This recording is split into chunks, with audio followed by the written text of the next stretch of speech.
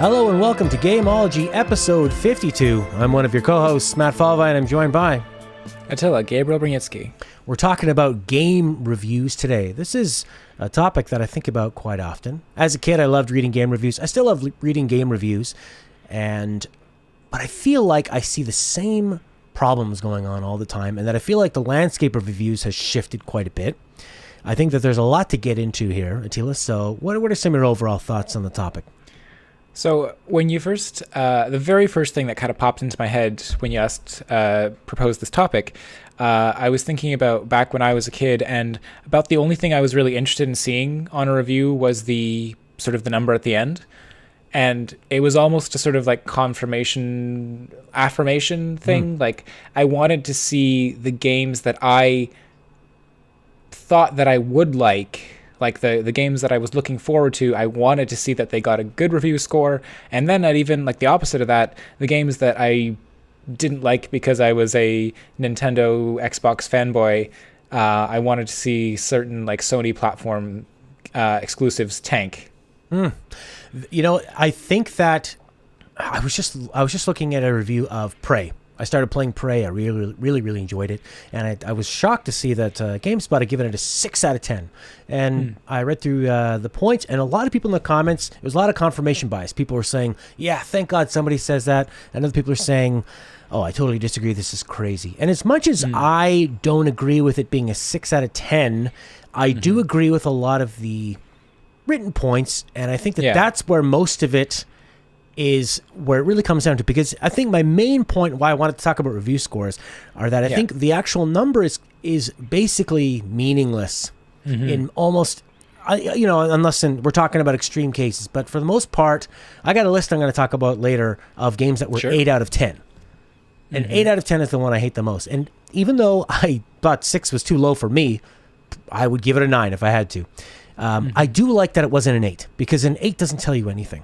An 8 is, especially with a AAA game, if you tally up all the equations and bring in all the factors, just about every game that isn't a buggy mess is an 8.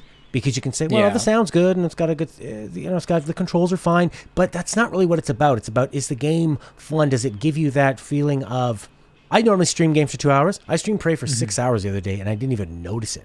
It just, and that's, because that game clicks with me. And that's what I'm getting at here, is that the scores are meaningless because games are about personal preference. Absolutely. Yeah, I was going to say that obviously there's a lot of mixed reviews on Prey. It's definitely one of those games where some people really love that style of game, and then they're going to rate it higher. They're going to think better of it. And then there's going to be other people who it's just not their thing. So they're going to say, you know what, maybe I'll give this one a pass. So overall, that's probably one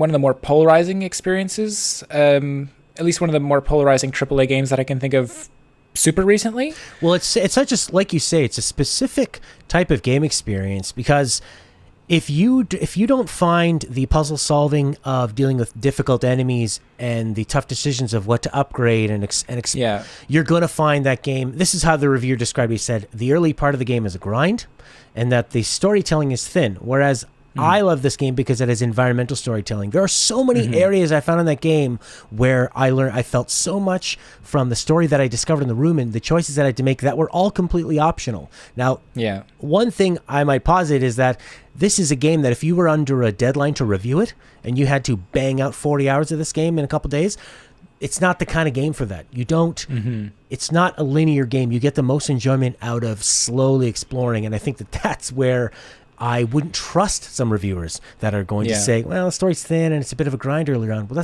that's what makes it fun. That's the satisfying element of it. Right. It's all the issues inherent with people trying to rush their reviews. And like, this is the kind of double-edged sword of like, do you send review copies early and then enforce an embargo so that developers have the sort of full week at least to review the game before launch, but then force them to say like, oh, you're only allowed to post the review as of the day the game goes live or the night before or something. That's the I best feel like that would help. Yeah. And that's the way it was for a long time, where you had a long time and everybody had to put it out at the same time. And the games that didn't send out the early review copies generally were terrible. But now we're finding... Same with movie reviews, right? Movies that don't allow pre-screening.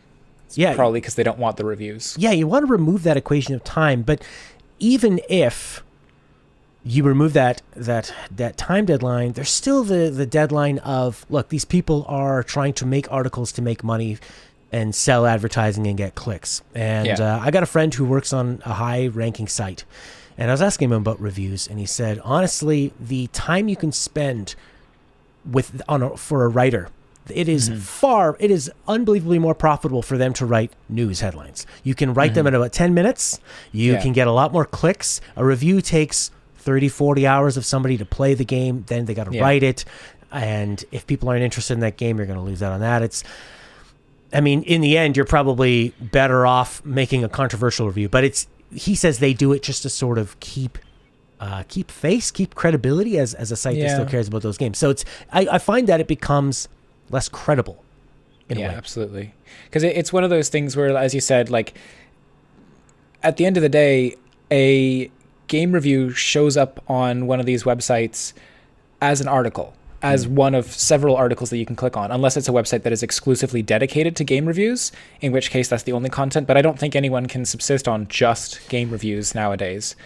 Everything's at least like trailers or game news or even branching out into comics. It seems like the overhead on keeping some of these places alive is just not enough to sustain. They're not, game news alone is not enough to sustain them. So like that in itself is kind of a sad thing, because I love seeing news about games. I'm not much of a comic book guy. So when I start seeing other news about like, analysis of the latest Avengers thing or the newest Netflix TV show, and it's like, I don't personally care about that. And I just wish there was a way to filter it even, but you're seeing this thing getting beside the point. Here's a big problem with game reviews is that a game takes a long time to play. A movie doesn't, and you can get by analyzing 5 movie trailers, and you see these different websites that are like, let's analyze every single frame of the Avengers trailer. Because here's the other thing, right? That both movies and books are linear experiences. Yeah. And anyone who sits down and watches the TV show or watches a movie or reads a book or a comic or whatever, they're going to get essentially the same experience, where games by their very nature are interactive, and everyone's going to have a very fundamentally different experience. So somebody who sits down to watch a movie is not going to get that same or they're going to have a very similar experience. Their observation within that like early time window is going to be much more valid than someone who tries to rush through a game to play it in the minimum possible amount of time. Absolutely. So that's why it's tougher to get reviews. I mean, when we talk about people that subsist just on them, I think of famous YouTubers. I think of like Super Bunny Hop, people that are doing what I would call more of a critique, more of an analysis. And I've seen a couple websites that put out reviews on Lost Legacy. It was a game that I reviewed, and I was checking out what other people thought. And I'm really glad I had played that game already before I read this website's review, because there were spoilers all over the place. And I think that sometimes people confuse, to me, a game review should be buyer's advice. You're trying to say, who would be interested in spending money on this? Who would feel like they're getting a good value for their money? And that's why I think you should throw out the number thing. You should say, look, do you like Deus Ex? Do you like environmental storytelling? If you want a strong narrative, I wouldn't play Prey or Dishonored. But if you love environmental storytelling, both made by the same studio, like of the BioShocks and the Deus Exes, then that is for you. You're going to find a heck of a lot of value out of that. And it's the same thing. Like, I don't want to play an RPG where I have to grind all the time, or where it's all about side quests, where it's all about crazy lore. That's not interesting to me. But somebody else, they're going to love Disgaea, or they're going to love like a Final Fantasy 12. But that's what it all has to come down to, is a review needs to be. But how can you shift that? Because people love the number. I love what Kotaku is doing. Kotaku is saying, should you buy this game? Here are the pros, here are the cons. Especially when they do their top 12 games for the system, and that's constantly updated. They show you the game, and they go, who is this for? Who is this isn't? I think they've distilled it down to probably the perfect way to review a game online. Nice. Yeah, that sounds like a much better way of doing it. Always having that sort of pros and cons, you'll like X if you like Y sort of thing. Yes. I definitely agree that the number score just really doesn't make sense. Another reason that sort of another inherent flaw that I see in the numerical scores is that, like, think about how much games change nowadays more than ever. Like, it used to be that a game was a packaged product and it was sent off and it was static, and nowadays games are updated so much post-launch. Game trailers originally gave Hearthstone a very favorable review. You and I both played it, we both liked it.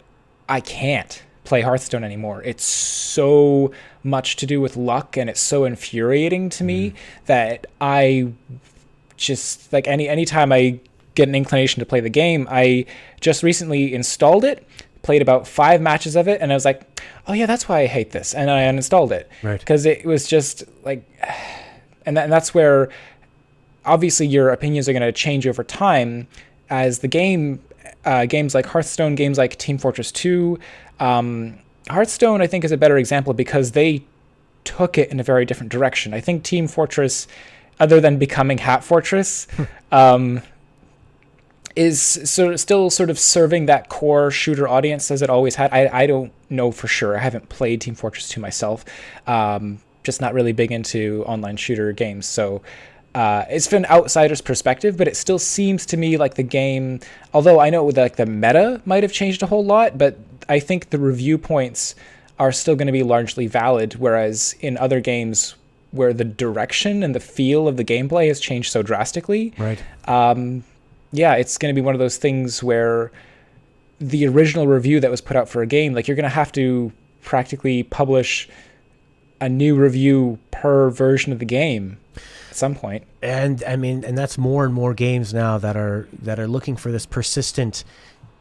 They want to keep the money flowing in any way they can, and a lot of publishers are looking at that as persistent games that are games as a service, games as a lifestyle. They want you to consider yourself a Destiny gamer who checks in once a day. They want to give you those rewards. If you looked at a game like Metal Gear Solid 5, that game was fantastic when it first came out, and it got progressively worse because it kept adding these online components it was like having a Tamagotchi, where if you didn't come back and play for a couple days, people had ransacked your base. You know, what's going on here? And you're losing all these resources. Everything you'd worked on is gone because Konami wants to sell you. They actually wanted to sell people insurance for this. Yeah, it's like, I get that feeling from Clash of Clans. Because I try a lot of mobile games just to see what all the fuss is about. And yeah, that feeling of like logging in and someone's destroyed all your stuff and stolen a bunch of your things. Like, I expect that kind of tactic from terrible mobile games. I do not expect that from a AAA game that I paid like, what, $60, $70 in Canada with tax. It's almost like $80 now at this point. Oh man, in Canada it's I mean, retail games are $79, and then with tax it'll take you up to, I think I paid almost $100 when I bought Fallout 4. Jeez. Yeah, and I'm in Quebec, so the tax is a little bit higher. But, you know, now we have to think about these perpetual reviews, and the game scores need to change. Games that are coming out with bugs. Games that they used to make a game back in our day, and they would ship it on the disc. But now, when they're done, they go, all right, we've shipped it, but we're not actually done. We're going to put everything into patch day 1. So... Okay, but there's actually a very good reason for that. Let's just a quick point about like day 0 patches. Sure.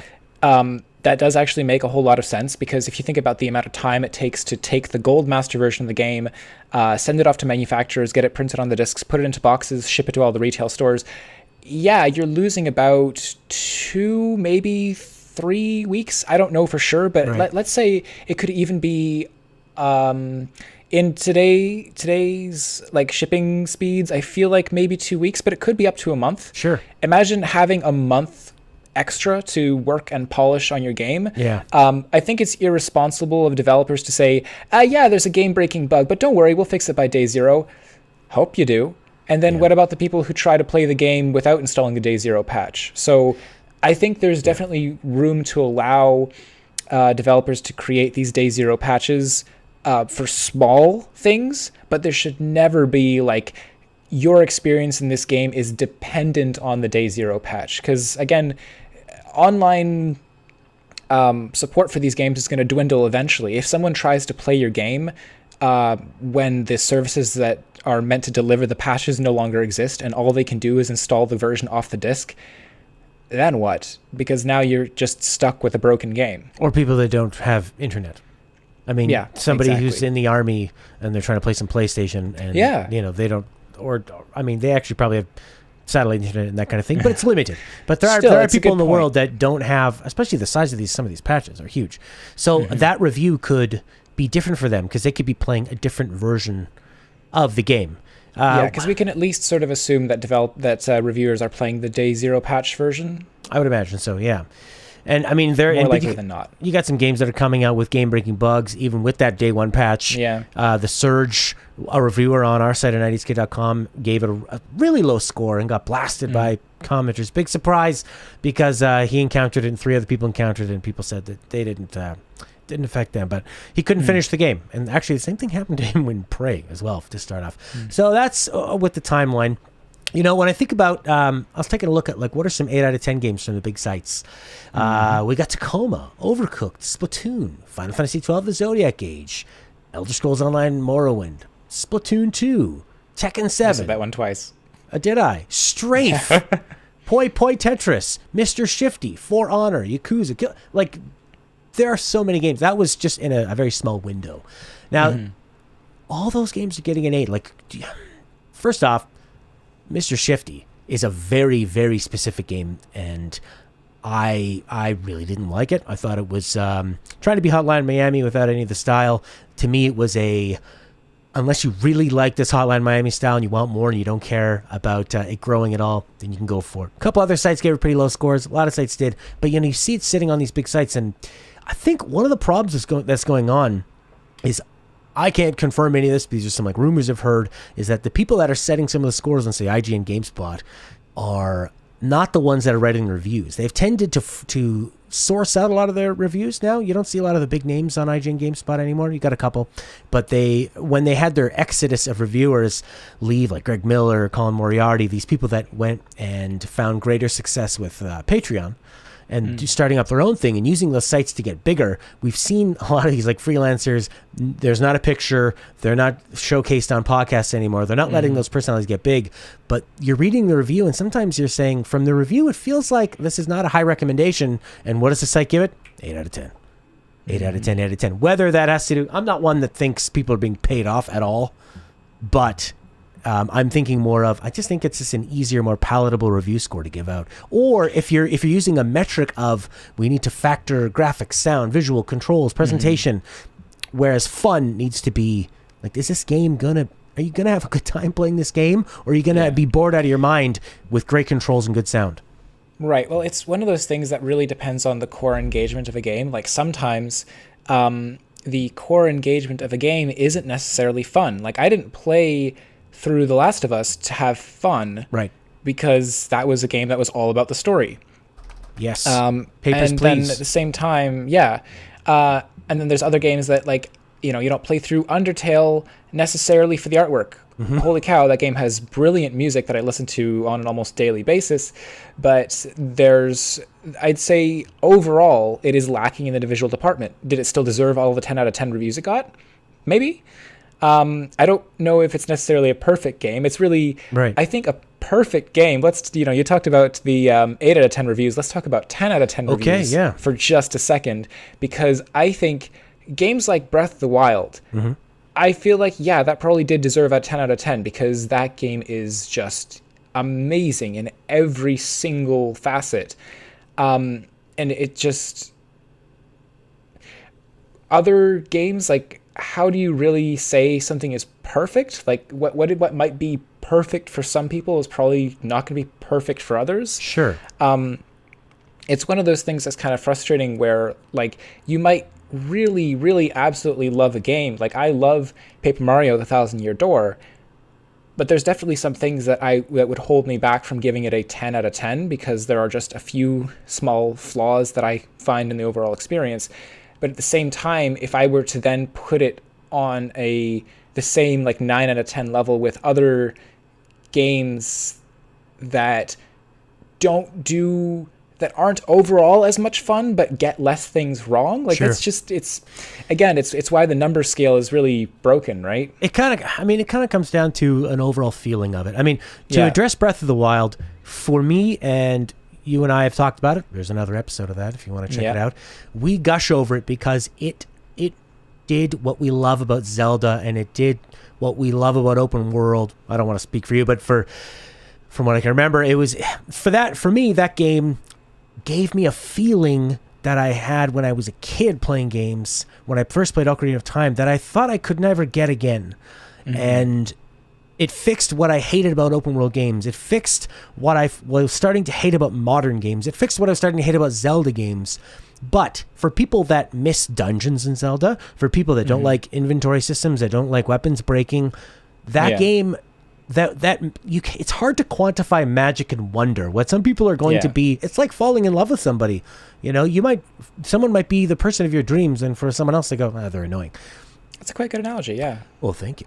So now, when we think about numbers, I love when I do assign a number for a game. A lot of times it's out of 3, sometimes it's out of 5. Because for me, out of 10, okay, 10, that's your highest thing. That's your game that is impactful, revolutionary. Maybe it has some flaws, but it's almost essential. 9, great. 8 to me seems to be about average.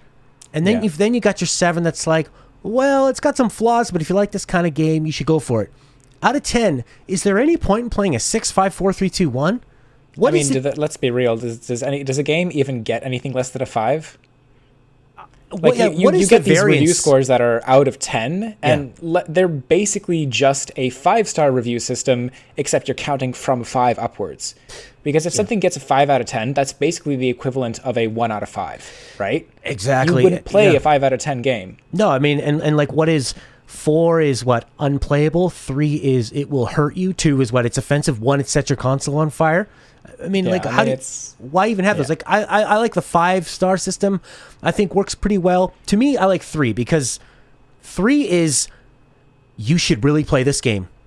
2 is it's pretty good if you like this kind of thing, and 1 is no, don't bother.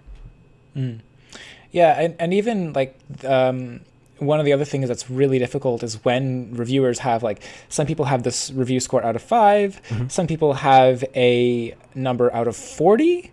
I think there's one major review site that has like a number out of 40. 40 would be if you do like 1.25, 1.5, 1.75, because you're getting 4 per number out of 10. Right. And then, you take these reviews that I said, like, these are technically out of 10 reviews, and you try to average them with the out of 5 reviews. And as I said, a review score out of 10 is really a review score between 5 out of 10 and 10 out of 10. So is it really fair to say that a game that got 3 out of 5 stars equates to a game that got a 6 out of 10? Yeah, exactly. Maybe not. Because I feel like a 3 out of 5 star game is almost closer to like a 7.5, 8 out of 10. Absolutely, yeah.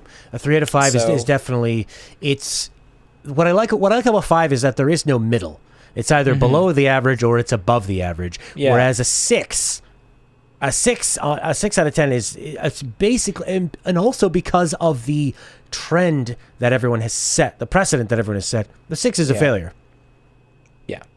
It becomes a game that you have to really. So, I mean, what it comes down to is this game for you? Will these weaknesses bother you? Will these strengths bother you? What are you looking for? What is the experience? And that is really what reviews have to be. So people need to stop for. But here's another problem: is that we've heard about publishers that are rewarding their developers for achieving certain Metacritic scores.